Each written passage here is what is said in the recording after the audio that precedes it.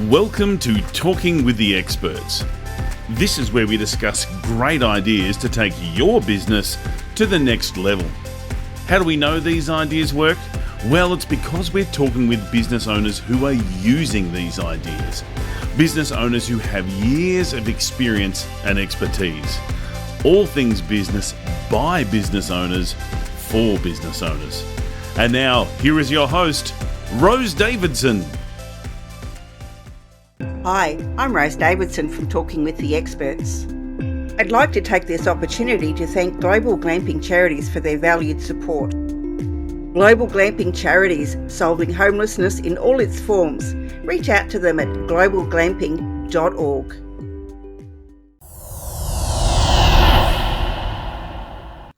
Talking with the Experts. In episode 466, the quiz queen, Tai Goodwin, discusses with us all things quizzing and how we can leverage that to get new clients. And it's so interesting. And I think this is another reason why people have a problem with emails, because even if they have a way to get people on their list into the top of their funnel rows, they haven't done a good job of qualifying the people and bringing in the right people. And so because you haven't done the three pillars that we teach, you got to have the right audience, you got to have the right offer and the right messaging. Your emails are going to fail because none of those things are right. And people don't realize that. They just think, well, they said I should send an email. I'll send one. Well, what are you talking about? Well, what are you offering? And by the way, who are you talking to? Right? It still amazes me how many people, when I ask them, when's the last time you've talked to your audience, the people that you want to spend money? When's the last? Talking with the Experts. Hello and welcome to Talking with the Experts. I'm your host, Rose Davidson from rosedavidson.com. Talking with the Experts is about all things business by business owners for business owners. You can find it on all good podcasting streaming platforms and on YouTube. Now, do you know anything about email marketing, or would you like to know more? And we might talk a little bit about quiz marketing as well, because my next guest, Tai Goodwin, is the CEO of that marketing team and creator of Quiz and Grow Rich. She's an award-winning instructional designer with over 20 years of experience creating learning solutions for Fortune 500 companies like Barnes & Noble and tech startups like Lead Pages. Noted as a top small business influencer by Small Biz Trends, she's been helping brands and businesses leverage marketing technology for over 20 years. She's the author of Girlfriend, It's Your Time, and co-author of The Profitable Women's Playbook. Tai's articles have been featured on the Huffington Post, Forbes.com, careerrealism.com, and Career Magazine, and she's also been highlighted in Money Magazine, Black Enterprise, and the Boss Network. Welcome, Tai. Thank you so much for joining me yet again. It's like I only spoke to you yesterday. Rose, it is so good to have another conversation with you. I'm excited. Wonderful. Now, tell me a little bit about yourself, other than what the beautiful words that I just spoke about you. But how did you get into doing what you're doing? And you know what? It started because I wanted to be home with my daughter. So, 20 years ago when I was pregnant with her, my ambition was I'm going to work from home so I don't have to put her in daycare. And it didn't quite work out that way, but I did end up launching my business while working. And I started out wanting to do career coaching for people because I loved the fact that I had hired a career coach and she helped me raise my salary by $40,000 in one job move. And I'm like, coaching is amazing. But at the time, a lot of women, and especially women of color, weren't really investing in coaching, especially career coaching. And so that morphed into social media because I use social media to build an audience. I use Facebook and LinkedIn and Twitter. And so people were saying, well, can you show me how to do that? Sure. Well, can you just do it for me? Okay. And so that following what my audience needed put me in a position to actually teach people how to do marketing. And my background is in instructional design. That's what I did in the corporate world, was build, e-learning classes. And I also started helping people build courses. And so I would say, well, how are you going to sell your course? Do you have an email list? No. Okay, let's rewind. And so I started helping people build their email list so they could actually have people to sell their courses to. Yeah, I had a guest on recently who was specialized in email marketing, and you know, a lot of people say that email marketing's dead in the water, and social media is the way to go. But I don't believe that. I think if you can build a good list, you can market almost anything. But trying to get through that funnel and get them into the funnel to start with it can be challenging for some people, especially if they don't know how to go about it. So, I'd like to pick your brain and find out some strategies from you about, where they could start to build, the top of their funnel and get them to buy at the bottom. Oh, well, yeah, it's so funny because earlier today on Facebook, I asked a question. Earlier this week on Facebook, I asked a question to my, connections. I said, tell the truth. When's the last time your email open rate was at 40%? Yeah, I saw that. There's a string of people saying, oh, it's 50%, it's 75%, it's 60%. And I wrote a note down there. I said, so, we really need to stop telling people that email marketing is dead. And I never say that, but I hear people say that all the time. Some of the stats, being a marketer, I'm always paying attention to numbers. And one of the stats that we always talk about, how the return on investment for email is higher than any other platform, any social media platform. For every $1 you spend in email marketing, you can guarantee, or you should expect, a return of $43 back. Like, that's ridiculous. You don't get that kind of return on investment in social media. So it's those kind of things that we really want people to start understanding. Email marketing is still the number one way that small businesses get new clients and generate more business from their existing client base. Mm-hmm. Yeah, I know. I've got a list, it's not overly huge, and I never use it. I don't, unless it's because they're all in little groups. And so I've segmented them into groups for whatever, but I don't use them. And, that's my bad, because there are people in there that want the services that I provide. And I just don't, I think it's the writing of the email so that it doesn't sound salesy. Yeah, but here's a great question. And I ask this to all of my clients whenever they use that term. I said, has anybody ever come back to you and say that your email sounds salesy? No. And they're like, no. I'm like, so where did you get the idea that what you're writing is salesy? And the same thing when people doing sales calls. Well, I don't want to be too pushy. I said, has anybody ever said that you're being pushy? Well, no. So why do we make that assumption that it's salesy, or that it's pushy, or that, we email people too much? Can I give you a quick story? Absolutely. I'm really great at building email lists. It's one of the reasons why I love quizzes, because they build your email list faster. So that's a tip right there for some folks that are listening. And I had somebody book a call with me, a discovery call, part of our sales process. And I could see in my system, because we have a really good CRM, that she had taken a webinar that I did back in August of 2021. Wow. 2021. And we had this call in December. And so I got on the phone with her. I said, hey, listen, you took my webinar back in August of last year. She was like, oh, yeah, we get all your emails. Your stuff is great. Now, mind you, Rose, whenever we do a challenge or we have a promotion, I'm emailing people every single day. We've done like 5 challenges in that year and a half. She never got off my email list. And here's exactly what she said. I knew that we wanted to work with you.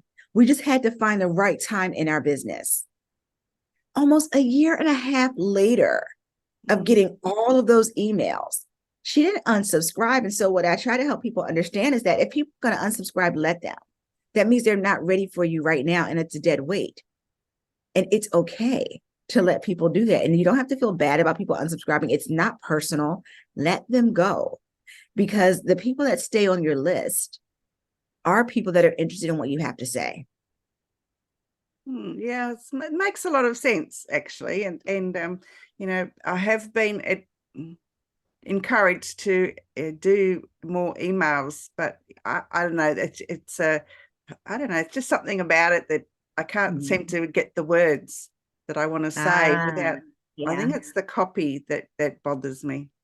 Yeah, I think that's for a lot of people who are not writers. I've loved words and books I'm that chick that I will not go to the mall to go shoe shopping, but if you tell me there's a bookstore at the mall, I'm gonna go because I love books and I love words. And so we love writing copy, we love messaging. And if marketing is not your first language and writing is not your first language, that's when you need to hire someone, to help you with your messaging and to help you with your marketing so that you can have a more consistent message and you can reach more people. That's a good idea, actually. But if you're just starting out, you most often don't have those dollars to spend on. Well, And I gotta step in with that one, Rose, because I had a client a long time ago, and she was a nonprofit.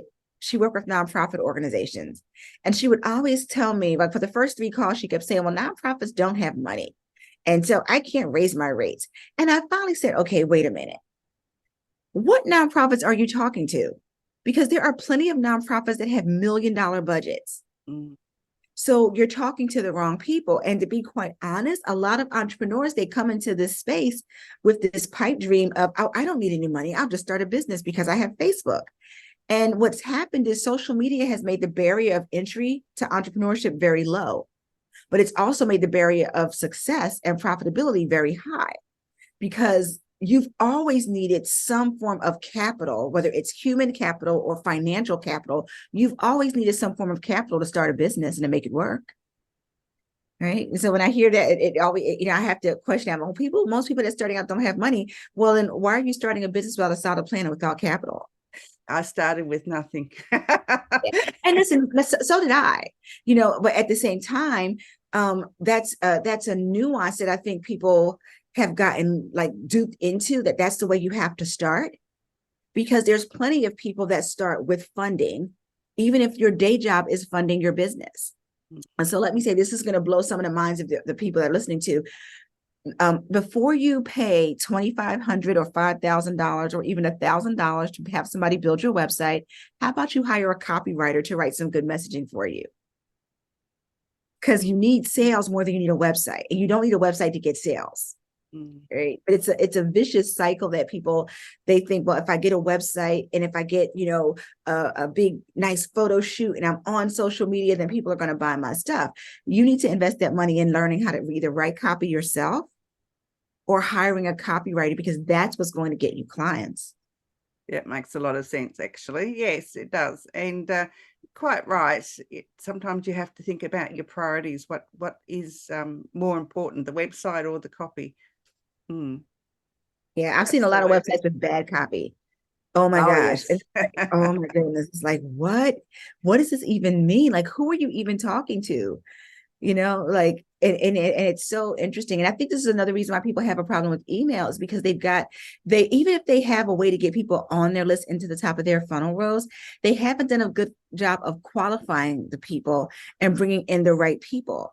And so because you haven't done the 3 pillars that we teach, you got to have the right audience, you got to have the right offer and the right messaging, your emails are going to fail because none of those things are right. And people don't realize that. They just think, well, they said I should send an email, I'll send one. Well, what are you talking about? Well, what are you offering? And by the way, who are you talking to? Right? It still amazes me how many people, when I ask them, when's the last time you've talked to your audience, the people that you want to spend money, when's the last time you asked them what they wanted? I'm supposed to talk to those people? Yeah, because otherwise you're just making stuff up, right? You want them to buy. You want to sell them something. It makes perfect sense that you should probably have a conversation and learn about them before you create this course, this offer, this website, whatever you think you need to build, and you've never talked to your audience. Yeah, wise words. Absolutely. Tai, how can we incorporate this quiz marketing that you are so good at into our emails? Well, quiz marketing, what I love about using quizzes is that, to get people on your email list, you're going to have an opt-in, right? And a lot of people, the default is a checklist. And listen, I love a good checklist, right? A cheat sheet, a framework, or even a webinar, they give those things away. But the problem with that is, Rose, if I give you a checklist and you give me an email, the only thing I know about you is your name and your email address. How am I supposed to market to you and do it well? But if you use a quiz and you ask the right questions, now I'm going to have so much more information about you, and I can create emails that are specific to your pain points. I can create emails that are specifically addressing the reasons why you're seeking me out in the first place. And because I now have that data, guess what? It's a lot easier for me to write emails because I know who I'm talking to. Can I give you a quick example? Absolutely. So we write quizzes and we work with all types of people. And one of them was a woman who was a gynecologist. And we helped her create a quiz called Where Did My O Go? And yes, ladies, we're talking about that O. And the outcomes of, are you having a problem with your libido because you're taking medication? Are you having a problem with your libido because you're dehydrated? It's because you're stressed out. Now, the way you send emails to those people are going to be different. If my libido is coming because I'm having an issue with my libido because I'm super stressed out, you're not going to send me messages talking about, hey, you're going into menopause. What? That doesn't make any sense. You're not going to send me messages say, hey, did you check these 5 medications because they could affect your... And that's what happens when you just have a generic, hey, let's talk about 5 reasons why your libido might not be great. We're going to send everybody the same emails. But now when you've got those specific pain points, the person that's having an issue with their libido because of the medication, we can send them a whole email sequence about what medications impact you, how to talk to your doctor about it, what are the alternatives. Oh, and by the way, come in to see us because we can help you with that. And that's a level of personalization that you don't get when you use a traditional, generic lead magnet, but you do get it when you use a quiz and ask the right questions. Max, that's perfect. And, a lot of people don't understand how quizzes work, but you've explained it really well. Thank you for that. Oh, you're welcome. It's my jam. Well, I mean, most people think quizzes are just, a fun thing to do or not gathering the information really that the marketer is looking for. Yeah. So yeah, that makes a lot of sense. I think I have to get you to design me a quiz. I would love to. Hi, what other things should people be looking at, in growing their list? Because it is a vital part of running your business. Oh, absolutely. We like to call email marketing a virtual dialogue. So for example, Rose, let's say you and I met at a networking event and we lived in the same area. We'd probably go out and have coffee and then we sit and we talk and I learn about your business. And online, I can't go out and have coffee with every single person that I meet, but we can break up that same kind of coffee conversation in our emails.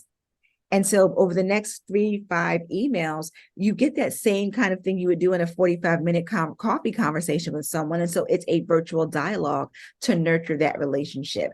And I think when you start to realize that email is there to nurture a relationship, it's there to build trust. It's there to demonstrate your authority and your expertise.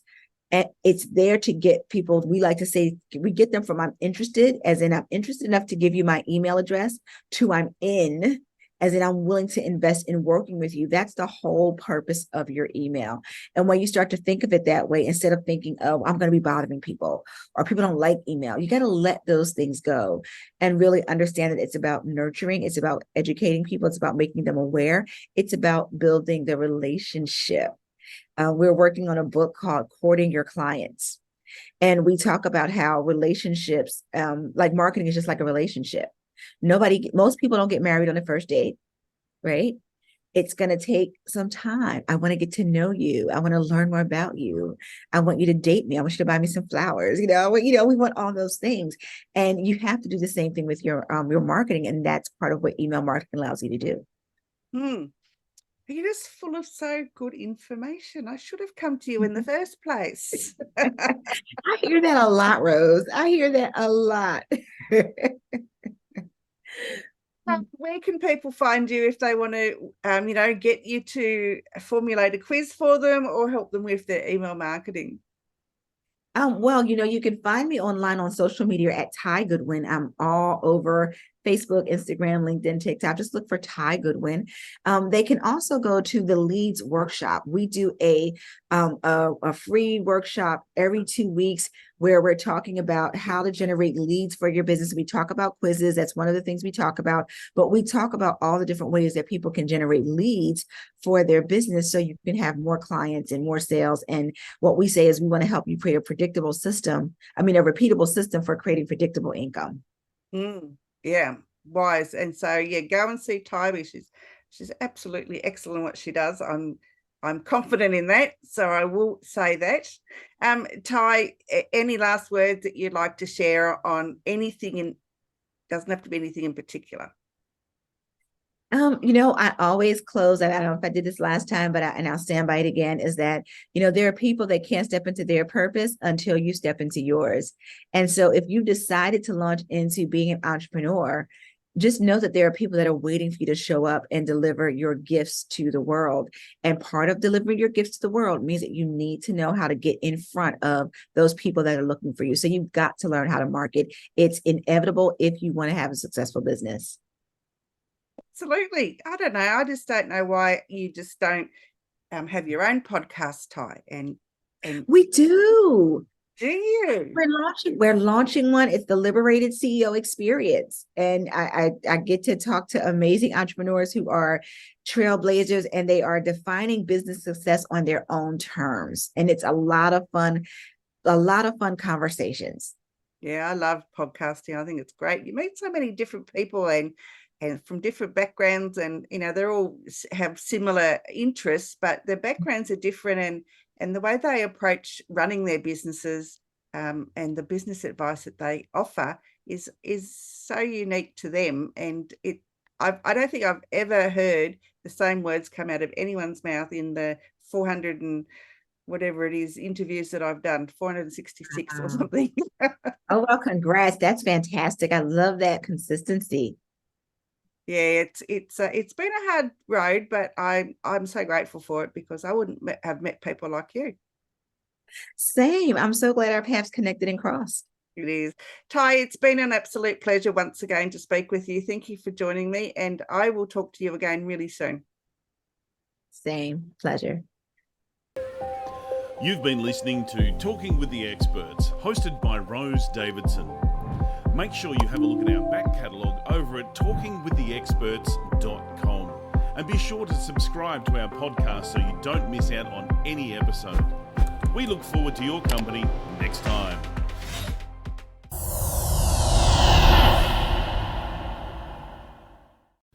Talking with the Experts.